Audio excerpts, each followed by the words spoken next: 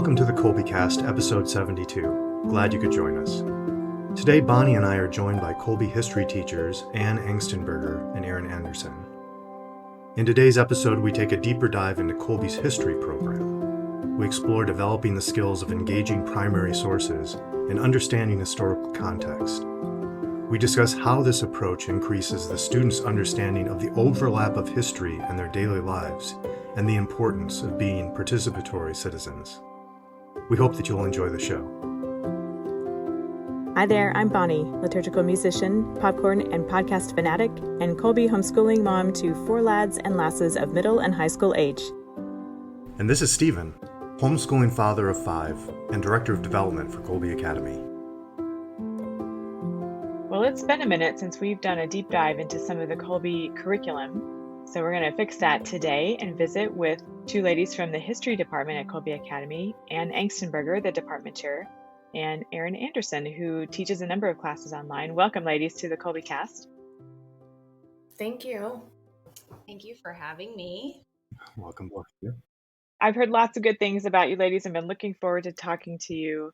I'd love to get to know you a bit better. So Ann, let's start with you. Would you tell us a bit about yourself and your areas of specialty, maybe how you came to Kolbe?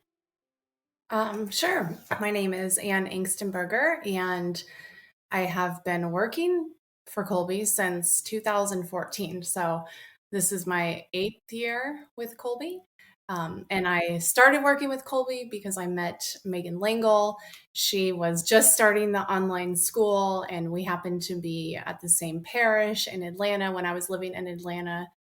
And our children at the time were in the same preschool. And she had said, I think you teach for an online school. Am I correct? And I actually had been. I had been teaching for an online school since my first son was born in 2009. So teaching virtually way before it was cool.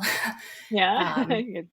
So she said, I'm going to need to use your expertise. And would you, have any interest in teaching for this school that I'm, starting up? And that was it. That was the beginning. So I started teaching ancient Greek history that first year when I started teaching, which was actually the second year of the online school.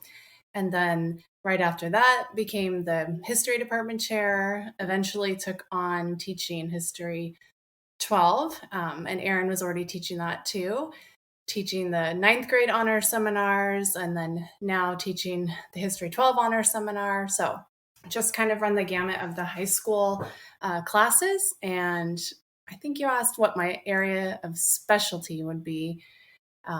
Well, definitely now I would say ancient Greek history. Prior to teaching that, I wouldn't have been, but now 8 years into teaching it, definitely it's a specialty and an interest.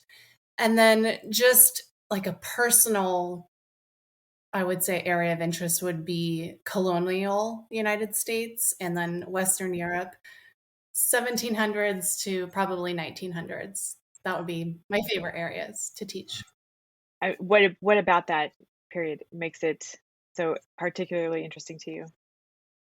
Well, I think I have this, it's an additional interest, but it's definitely related to history, but a special interest in art history and architecture, and just making that connection on how culture reflects society at any given time. And I've been very blessed to have traveled abroad and to study abroad, particularly in Western Europe.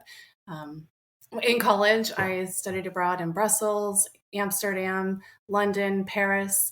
My family lives in Belgium. I've spent summers in Belgium and France and just really connected to that culture. So I feel like I've had kind of a firsthand, been thrown into that culture and very blessed with that. So that's why I have an interest in that time period.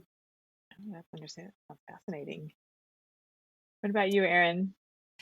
So I've been teaching for Kolbe since 2015. I remember contacting Ann, who many people know because I think I do mention it in a lot of my classes, that Ann and I were college roommates. And we both studied the same disciplines in our undergraduate degree. We were political science and history majors. And so I frantically, I think, texted her that I need to get back into teaching. There's a part of me that's missing in my life. And she had told me a little bit about Kolbe, and thankfully they liked me. And so they gave me a job. And so the first year I taught history 12, which is US modern history, as well as a middle school history course as well. So I've taught a variety of things. The History 7 middle school course is a world history focus, Western Civilization 1. And then I also, obviously, the History 12, which is an upper level advanced history course. And then I also taught American Civilization, which really focuses on essentially the New World in North America, and also what's going on in the independent state of Mexico. So I was able to actually write the course plan for American Civ. So it is a little near and dear to my heart. Sure. Yes. I'm not teaching it this year, which I had to. It's like having a child graduate and go on to things. Had to pass that baby off to someone else. But yes, I've always been interested. If I had to pick my favorite aspect of history, obviously I would have to say U.S. history. So in college, when Anne was traveling, I traveled to DC. That was the furthest I went from California. And I did an internship on Capitol Hill. So I got to work for one of my local congressmen. And one of the best parts about that job, other than realizing I didn't want to go into politics, was that I loved teaching history, and I loved giving tours to the congressman's constituents that would come in. I'd give them tours of the Capitol building. I'd tell them all about the history and the statues and architecture, all of that. So that's kind of how I got into teaching history, and I still love it today. So Your enthusiasm is evident. oh yes, quite inviting. What's it like to switch back and forth between teaching the upper level and the middle school? Is it like light switch kind of thing, or is it less of a leap than it might seem initially? It's interesting. In the course of the year, I feel as though the gap gets a little narrower. The seventh graders in the beginning of the year are still, many of them, trying to understand just what works best for them as a student, right? How they study best, how they manage their time appropriately. So some of those kind of aspects to being in school are obviously a little bit different for 12th graders. They've been accustomed to things that work best for them. They've been accustomed to what their instructors are expecting in terms of paper writing, for example. So I think we closed that gap a little bit towards the end of the 7th grade year. But it's been very neat because I've gotten to see some of my 7th grade students and how much they have changed. And as then 12th graders, I get to see them in 12th grade. It's really neat. So there's a lot of growth there. That's cool to see. That is neat. I love hearing how you guys go way back. That is really fun. And you guys have kept in touch all since then.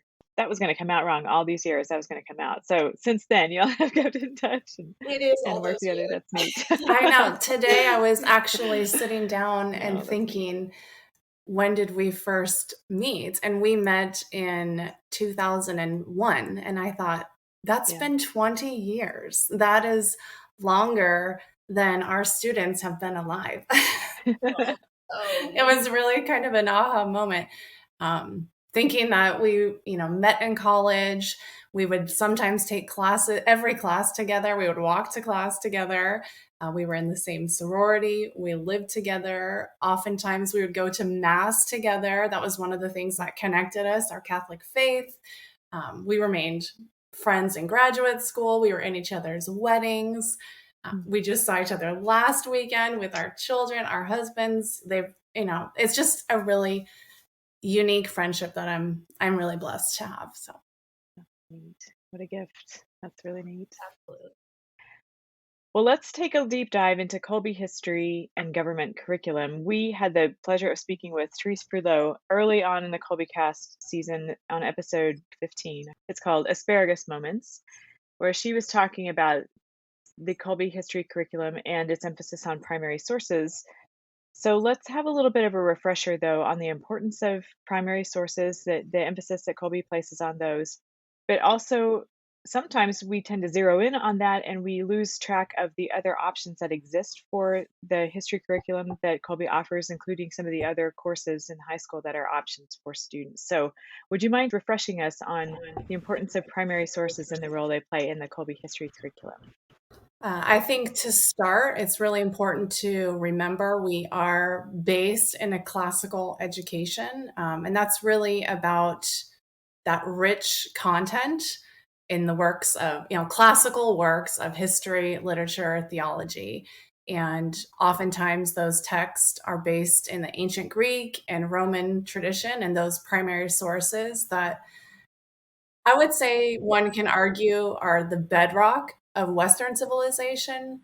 So, generally speaking, it's really acceptable to start with that classical curriculum, reading Herodotus, Plato, Socrates, Plutarch, St. Augustine, all of those primary sources. But as you mentioned, we do have other options for many of our students. We do have secondary source classes where they use textbooks, but those textbooks are very, very rich also, and they are also based in primary sources that take a look at speeches and documents and newspaper articles and letters and pictures and art and architecture.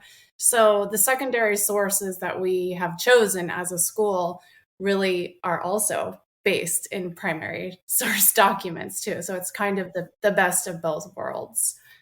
It seems so interesting to do that, to get the perspective of the times, really. I mean, so good historians can bring that through, but it seems so wonderful that you can actually hear what the people at the time, well, or shortly after, closer to it than we are, how they viewed things and what their perspective was as well. I just think that's really fantastic.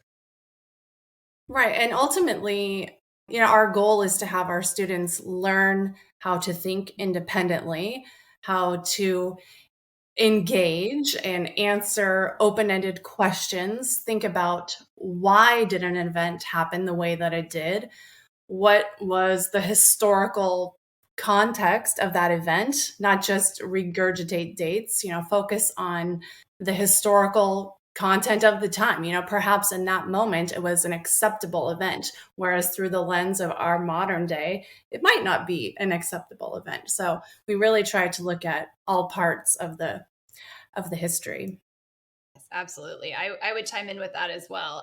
And I think being able to look at the primary sources allows, again, students to really independently analyze the document in the context of what occurred. So what comes to mind is in History 12, for example, when we read Captain Prescott's account of the Boston Massacre, right? And it's this event that's taken and really made to, seem really kind of bigger than it was. But when we look at the primary source document, it was a skirmish. It wasn't something that was entirely prompted by the British Redcoats at the time. And so we're able to really analyze that event and look at the primary source and say, how was this kind of used? How does this fit in with the bigger picture of what was going on in the colonies at the time? And I know in other history classes, certainly my own history classes that I took as a child, we were more given the facts of what occurred, right? We weren't necessarily, it was someone else's account. It wasn't the actual person that was there. And so I think that really gives us a very good perspective, obviously, of what occurred during the time. So Sure. Many of the things that Kobe students read, some folks would be quite daunted by that and think, "Wow, they're reading that at this age. How are they gonna get anything out of that? Are they even gonna grasp that?" So, are there typical reactions students have as they're reading these primary sources from the beginning? What types of reactions do they have? Well, I can speak to the ninth grade class, and we start right off the bat with, I would argue, the hardest high school text that we read, Herodotus. And it is full of very challenging topics. It is full of lust and sin and death and uh, wonderful events and war. It is the full gamut of historical events that could happen. And it's a challenge. It is definitely a challenge to read, but it is the best primary source that we have of that ancient Greek time period. So there really is nothing else to choose from. We have to read that if we want to have any information from that time period in Greece. So the students say, well, this is hard. These are hard topics. I can't believe I'm reading this. But we spend the time, we talk about what is most important. We make the connections between the past and the present. And eventually we get through it together. And I think it's just a great exercise for those 13, 14-year-olds. And by the time they're 17, 18, it's not as challenging as it was 3 years before. I always joke with my History 12 students that the true law of free monarchies, King James's speech about the divine right of kings, is nothing if they've read, if they've taken ninth grade ancient Greek history. They'll be completely okay in terms of getting through that. And they love to complain about it. Oh, Mrs. Anderson, how could you assign us this? But I try to pose it as this is a challenge, right? Who is up to the challenge? We have to dissect what King James is really trying to get across here. And so it seems to get them excited about it, if that's possible. And, we oftentimes have to point out to our students, history is his story. And we can make it like a story and really make it almost a theatrical, but how amazing that this actually happened. And I feel like maybe we're just history nerds, but I get very, very engaged with my students, and they get excited, they get engaged, and it's not as hard as you might think if you really enjoy the topic.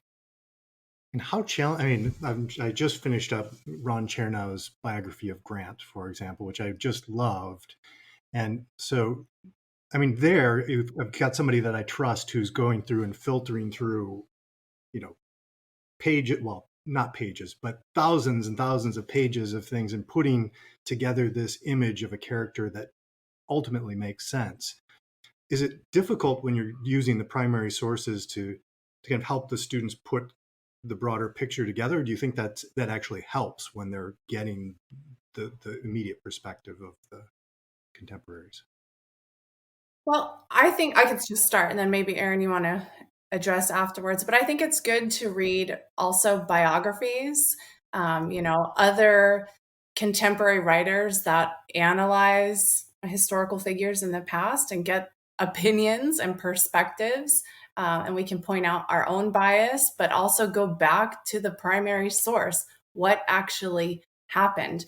And I think that those type of sources really give us the broad picture to help our students engage and talk and think and articulate what actually happened.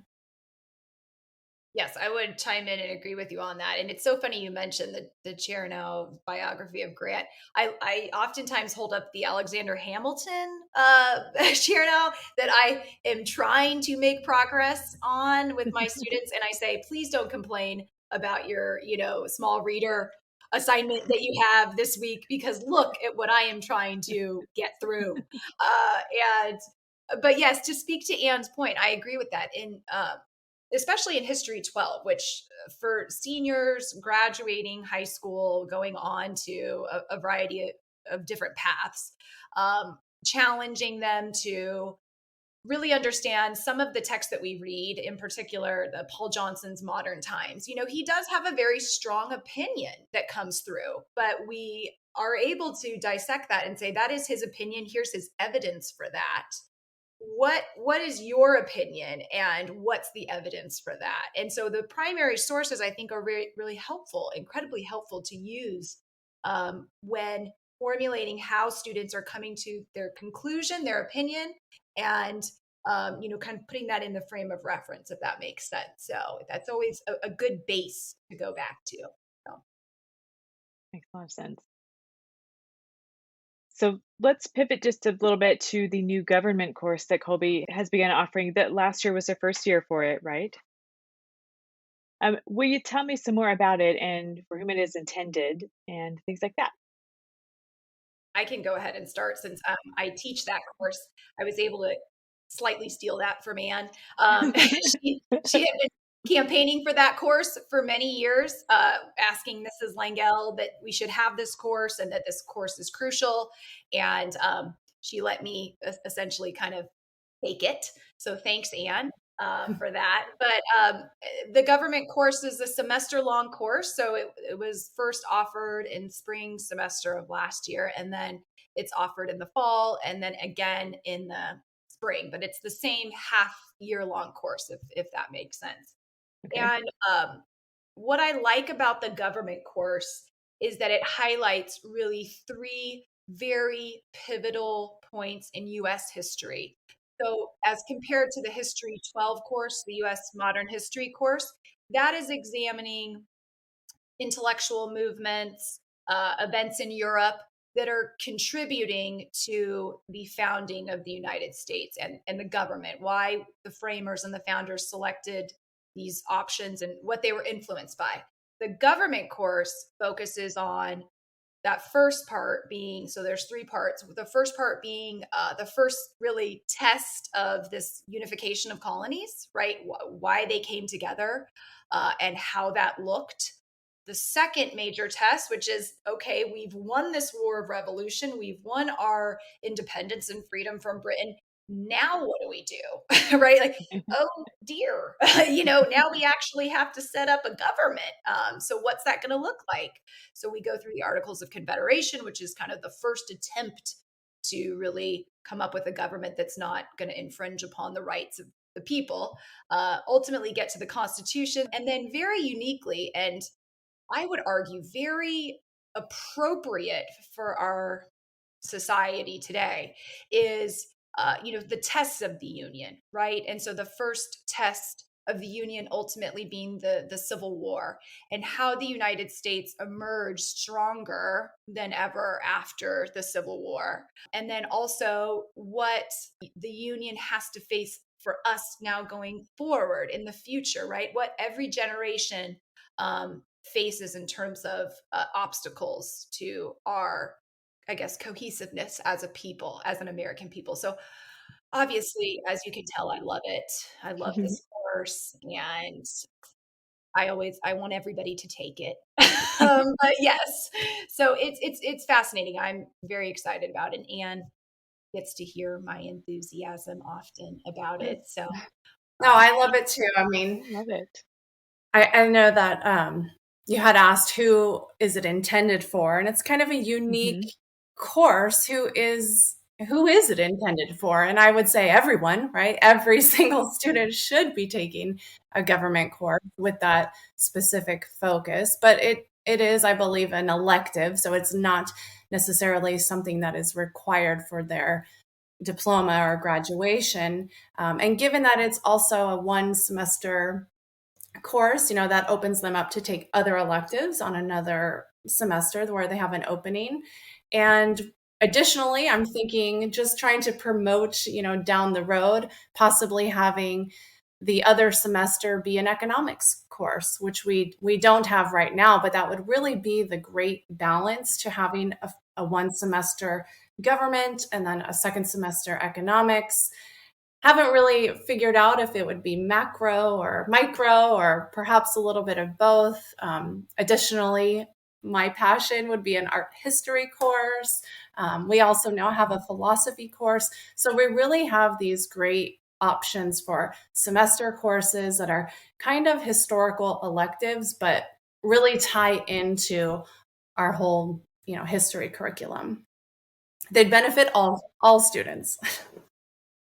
They certainly sound like it. Is there overlap with the government between the government course and one of the other Kolbe courses if students are on a sort of a traditional progression of the history courses 9th, 10th, 11th, 12th grade? I could argue or say yes, absolutely. Okay.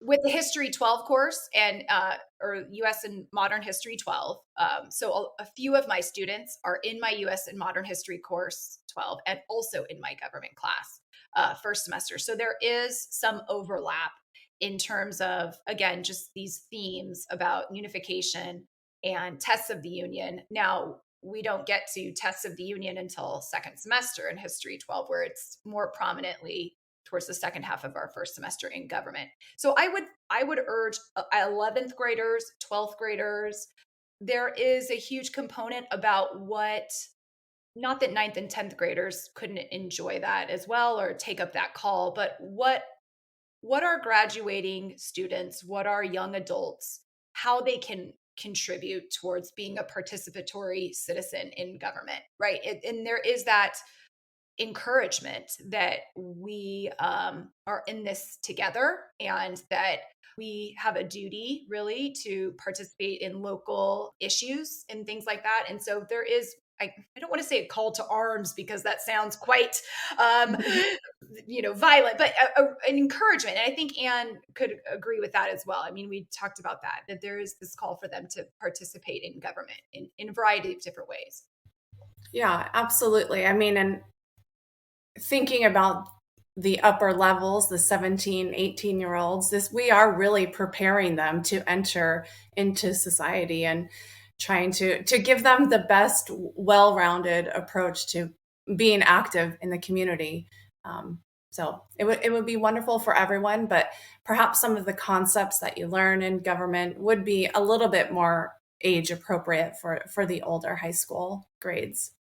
It seems so wonderful because the US government is such a result of all of those thoughts and different things that have happened, from Roman times going forward or before Greek times going forward. So it's really wonderful and so valuable, I think, to be able to kind of focus in on that and be able to see how we got to where we are today and how, at the start of the country and then moving forward, what caused the different things to change and such. Seems really valuable. It certainly does. And it seems very timely and practical. That's great. I'm really glad it's happening.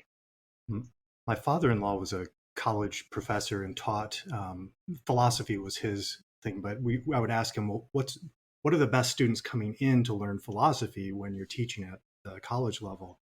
And he said, universally, the students who have a good background in history and literature, because with history, you really see kind of the consequences of actions. You see, it gives you this vast experience that you wouldn't normally have as an 18-year-old, especially when we've got 18-year-old voters here today. And literature likewise gives you this vast experience of more maybe an interpersonal level, but of decisions. And so, giving you a bit more toward the realm of ethics, I guess, or understanding those things than you can normally have. So it sounds like it's exactly what you're talking about here, that they're getting ready to be a citizen, to be an active citizen, to be part of our country here. Yes, absolutely. And even just thinking about their 9th grade and 10th grade and reading ancient Greece and ancient Rome and talking about those governments and how they really established how we took it as, the Western world and made it the government it is today. Often my 12th graders will think back to, oh, I remember when we read that in Plato and look at how it changed, 2,000 years later. So it's really all interconnected, even to modern day. Absolutely. I always tell my History 12 students that we're not just going to talk about history. We're going to talk about theology. We're going to talk about philosophy. We're going to talk about religion, a lot of different things, because all of those play integral roles into this history picture, right? So we also try, sometimes more successfully than others, to work collaboratively with some of the other departments. So Mrs. Crawford, for example, who teaches English, she and I love to collaborate during our second semester when they're reading 1984, and we're talking about Red China and the Mao movement. And so it's I believe, fun for the students and really that much of a richer experience because they're examining these perspectives in multiple different classes. Well, I'm excited. I was excited already. I'm even more excited to have them progress further in these studies, to have these courses with you and canvas these topics as well. And you've made reference a few times already, and I was hoping we'd be able to get your thoughts on teaching U.S. and modern history in our present circumstances. And maybe if you have any encouragement for families in that area or things to keep in mind. Erin, we could start with you on that if you'd like. It's a topic that comes up quite frequently and has really spurred some very interesting conversations in class. And to speak to Anne's point earlier, she had mentioned that we're not teaching the students what to think, but we're teaching them how to think. And I like to see my History 12 course in particular as one where students can express their opinions and talk about things that they're seeing in the world around them. I want them to, going back to that active participant role, I want them to be interested in it and I want to hear from them. I want them to feel like they can, speak what their particular view is or, why they think a certain way. I think it can be really challenging in the given time frame that we live in. Again, going back to those primary sources, I think that's why we actually benefit at Kolbe, because we are a classical school that focuses a lot on the primary sources and being able to look at the primary sources and say, this is the truth of what happened, right? We have this record of what happened. It's not, again, someone's opinion. It's not media spin. It's, not something we're hearing on various news, radio, etc. This is the actual, events as they unfolded. So I think that it's also important for my students. I encourage them to talk about it with their parents at home. Some of the things that we discuss in class when, somewhat sensitive topics come up, I want them to talk with their parents at home or get their older brother or sister opinion. I want them to really be able to have kind of a free discussion about those things. And I know Anne, in the History 12 course as well, we've talked about how in recent years it's been a little bit challenging in terms of some of the things that we are hearing and seeing outside of our class. So I don't know if Anne wants to speak to that more, but yeah, I mean, in all truthfulness, it's been tough the past 2 years, to be quite frank. The reality is it's been a very politically charged society in general. We've had a, pandemic that has been like a once in a century pandemic. We've had a summer of violence. We've had vandalism. We've had crime. We've had riots. We are living through an election year and, really recognizing the consequences of elections for good and for bad. And it's created a heightened awareness of individuals' viewpoints and teaching young adults, 17, 18-year-olds, there is a different manner in which we really can't ignore, their age, and they're very interconnected with what is happening in the world. It's almost like we can feel it. It's very tangible in the classroom. It's weird because we're not physically with our students, but when these topics come up, we can almost feel that they want to talk about the issues. And naturally, thinking about modern history and talking about these, the challenge to authority, challenge to status quo, challenge to economic theories, socialist revolutions, the protection of human rights, globalism, protests, the government's role in protecting human rights or lack thereof in society in general. It's also relevant to our historical content, but also their life. So it's natural that they do want to talk about it. Now, with that being said, as Erin mentioned, it's something that needs to start at the home. So we always do try to keep that in mind. And one other thing that I have found really helpful in the past couple of years in general is that whenever something seems to get a little sensitive or a little heated in the discussion, or I can tell it's going down a path that might get uncomfortable for some students, we can always go back to the church. That is the one thing that as a class, as a school, we have. And I just will throw it out there. I will say, well, what would the church say about this? Or as Catholics, how would we feel about this issue? And generally, right then, we all get grounded and it brings us back on track to, where we are. So I think we're blessed. It's a benefit that we have in our church and in our school. And like Erin said too, another part of that is just looking at the primary source. That's a way to bring us back to reality too.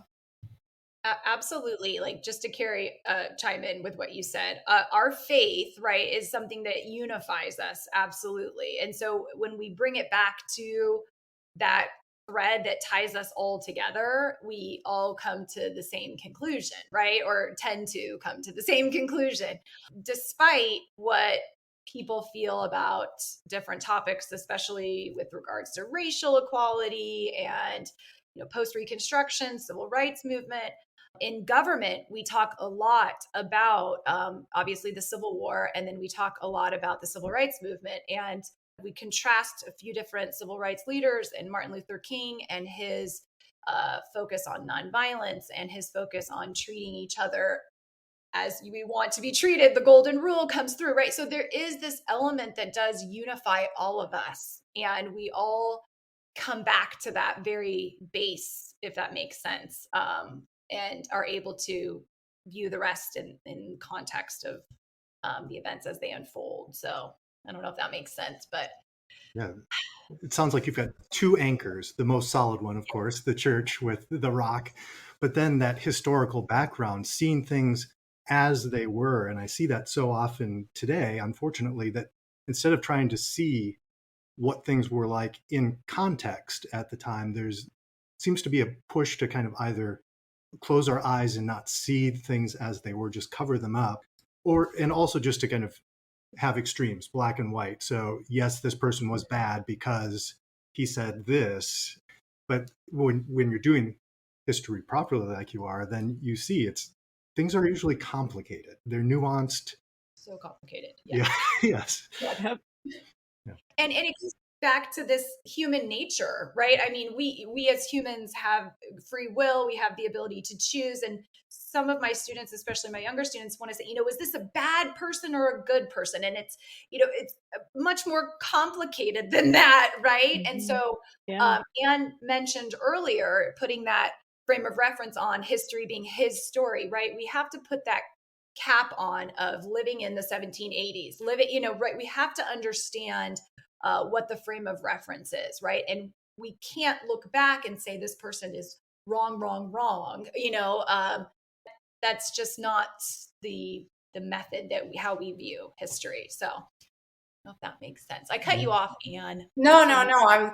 It's all related. I was just wanted to add that you made me think of one of my very favorite speeches to teach, and it's Booker T. Washington's speech, at the Atlanta Exposition. It's always been my favorite thing to teach in U.S. history, but the past couple of years, it is even more.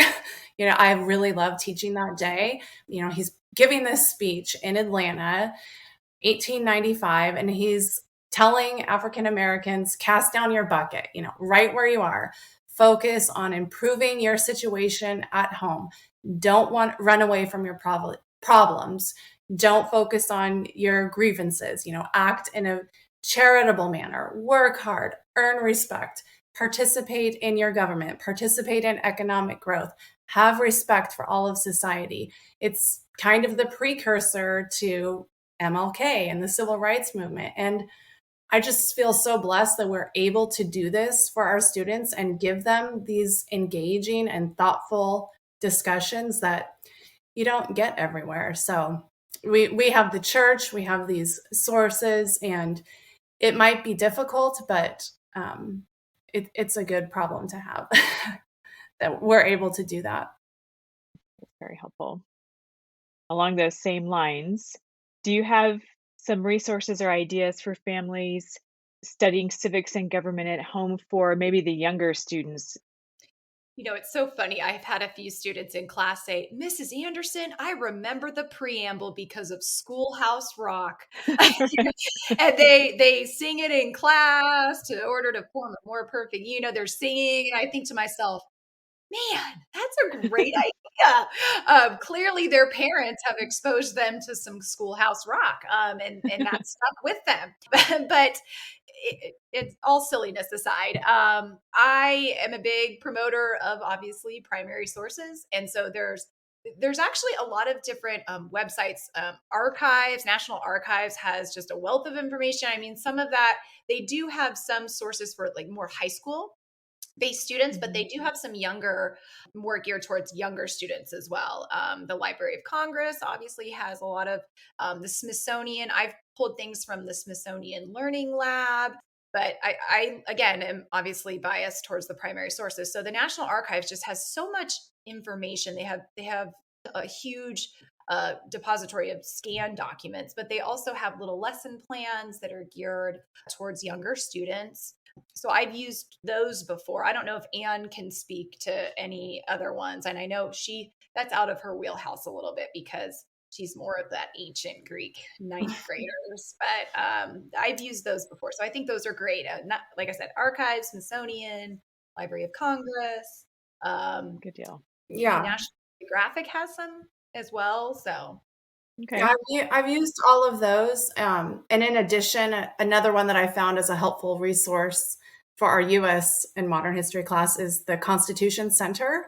Their website, so constitutioncenter.org.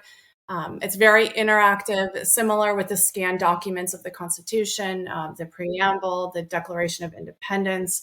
They also have quite a few virtual museum field trips that students can take, and that will be very age appropriate for middle school level students. They have activities for younger students in terms of crafts based on civic national holidays. So that's really fun, like Flag Day, or even 9/11, all of those civic holidays. Another one, so this is a little bit outside of US history, but the Catholic Textbook Project, which, we use those wonderful textbooks. Once a week, they post This Week in History. I don't know if anybody's familiar with it, but that's a really fun thing to look at. And once a week, it's a short lesson that they post based on a historical event. For example, like this week in history, JFK gave his Ask Not speech, and it would have a whole, historical analysis of it. And then at the end, some sort of connection to society, music, art, literature, the social response to that event. So that's a fun thing that families can look at. And then, just thinking as a parent and a teacher, but as a parent too, I really think it's important to get active in your community with your parish. I'm really blessed that our local parish has scout activities and community service activities that really expose children to be involved in their local government services, meeting with police departments, meeting with fire departments, attending town council meetings, doing community service projects with, their peers, showing them what the needs and services are and available in the community. That's really preparing them for their civic duty and their responsibilities as human beings, really. So we can do that at a young age. We could do it even at 5 years old, all the way to 18, to adulthood.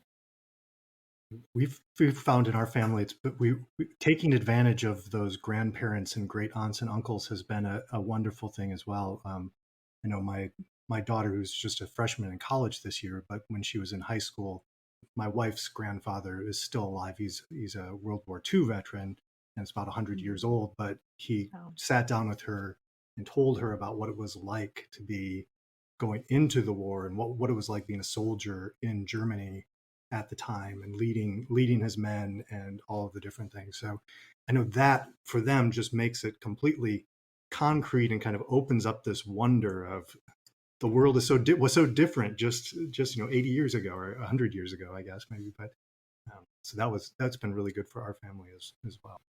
Yeah, you reminded me just a few months ago, my husband was putting on, he's the den leader for my third graders scouts. And he asked our neighbor, who's a Marine vet, to come over and talk about his time in Vietnam. And just that discussion, showing his uniform, showing that involvement, really got these 8 and 9-year-old children engaged. And part of our school mission as Kolbe is to prepare students to be Christian leaders and active and think about the past and how it's related to today. So it doesn't have to be just in the high school level. It can be little things like that, and embrace the community around you, even your next door neighbor. And I even think that, having my students or my children come with me to vote, that is something that I've always done and I will continue to do. Just show them this privilege, this right that I have as an active community member, as an American. Yes, absolutely. And I was going to chime in on that too. I love to tell the story to my students in class that my husband and I were able to live in the Washington, D.C. area for a few years. And so we got to visit a lot of the different museums, and I dragged my children to Monticello and Montpelier and to Jamestown and Williamsburg. I have all these pictures of them, very angry about it, but dressed up in armor at Jamestown because it's a living museum, right? And I just love to show my students that, and they say, "Oh, Mrs. Anderson, I feel so bad for your kids," But there are so many I've noticed as well, a lot of different interactive field trips, and that Anne had mentioned that earlier, that families can do, or if they're physically close by, that they can get out and check out and see. And I love it when my students go and do that. I've had students living in Northern Virginia said, "Mrs. Anderson, my family and I went to Jamestown," it just makes my heart soar. I love it. I love it. And so, but yeah, there's interactive virtual field trips. I'd love for people to get out physically and go and tour museums and see these artifacts and see how people lived. And that's really what makes history come alive, I think. So that too. Yeah. I know that our school community has a lot of, on Fridays, they do get together with other homeschool families, and that's a wonderful way to perhaps take some historical field trips and really make that a priority when they have that opportunity to have that living history experience. So you utilize that as well. Ours do that. We've made a few trips to the one-room schoolhouse, a few of them now, which was not an experience that I had as a student myself, but now I've been to a couple, and it's interesting to hear them just live the day as it might have been, as we think it was, and hear them explain perhaps the difference in the Pledge of Allegiance that they recite at the beginning of that day than they would now today. So things like that, it's interesting to kind of bring it to life like that. So yeah. Well, this has been such an interesting and fun conversation. It's been great meeting you both. Please come back and talk to us again soon on the Kolbe Cast. Thank you for having us. Yes, thank you. Appreciate it. If you haven't already, subscribe to the Kolbe Cast in your favorite podcast app to ensure that you don't miss an episode. And we'd love to hear from you, so feel free to email us at podcast@kolbe.org. Mary, our Mother, pray for us. St. Maximilian Kolbe, pray for us. Ad Maiorum Dei Gloriam.